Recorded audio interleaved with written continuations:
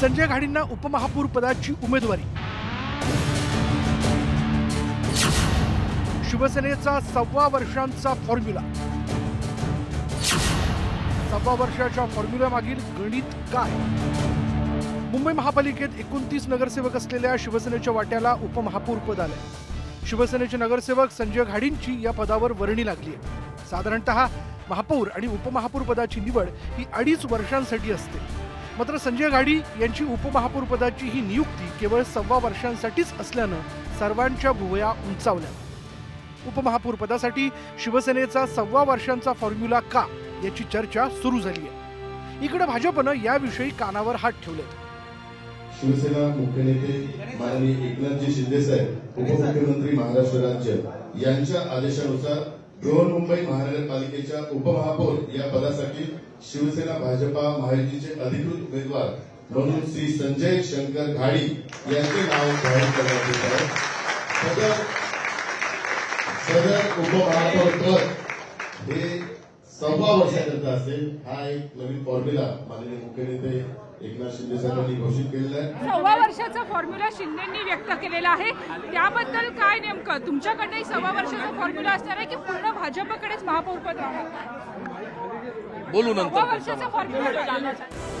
संजय घाडींच्या उपमहापौर पदाच्या 1.25 वर्षाच्या कार्यकाळानंतर त्यानंतर उर्वरित 1.25 वर्षांसाठी अन्य नगरसेवकांना संधी दिली जाणार आहे।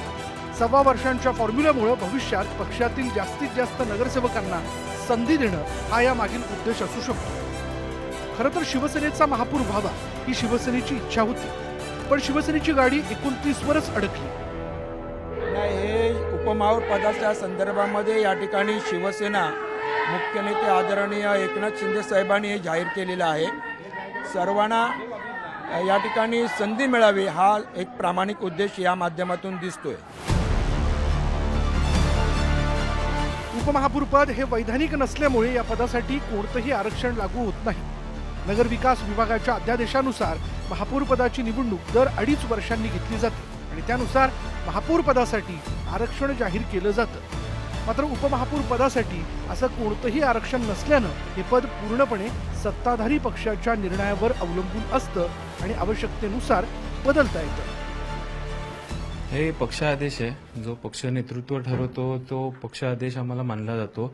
आणि संजय घाडी हे जुने शिवसैनिक आहे, विद्यार्थी सेनेपासून त्यांचा कार्यकाळ आहे आणि सहकार क्षेत्रात पण त्यांचं चांगलं नाव आहे आणि त्यांच्या अनुभवाचा कस या मुंबई महानगरपालिकेत लागेल। पण तो फक्त 1.25 वर्षासाठी असेल। तो पक्षादेश आहे, शेवटी जो पक्ष नेतृत्वाने ठरवलाय तो पक्षादेश आम्हाला मानावा लागतो। पण 1.25 वर्षानंतर मग पुन्हा नवीन उपमहापौर मिळेल हे शेवटी पक्ष नेतृत्व ठरवेल। शिवसेनेच्या 1.25 वर्षांच्या फॉर्म्युल्यामुळे 1.25 वर्षांनंतर उपमहापौर पदाची निवडणूक होणार आहे। 5 वर्षांच्या कालावधीत 4 जणांना शिवसेनेकडून उपमहापौर पदाची संधी दिली जाण्याची शक्यता आहे। सुमित सावंतसह ब्युरो रिपोर्ट, न्यूज 18 मराठी।